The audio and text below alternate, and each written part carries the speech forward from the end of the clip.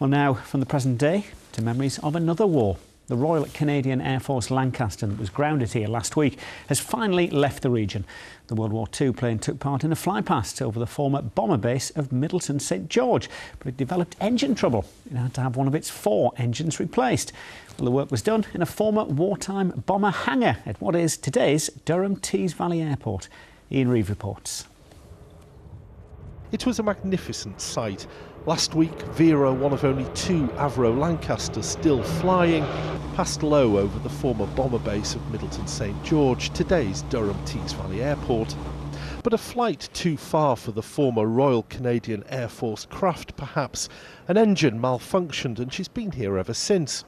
A long repair job for the crew of this heritage bomber, but overwhelmed with goodwill. Especially at the airport here, we've had the help from so many people, right through the airport management, but just a layperson that works here that wants to help.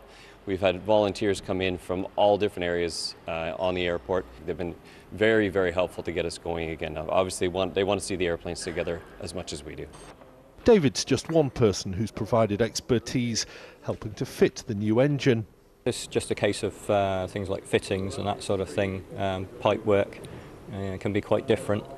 It's all the little fiddly bits really that take the time. And that's allowed the Lancaster to finally leave, back to Canada, but taking with her more than she came with, a small but significant item of Royal Canadian Air Force history, and handed to the pilot last week. My mum was handed that down from a nana, from her mum, my nana, and she just wondered if you'd like to take it back with you. I can only tell you one thing. It will have a place of honor in our museum. Thank you. Thank you. Wow.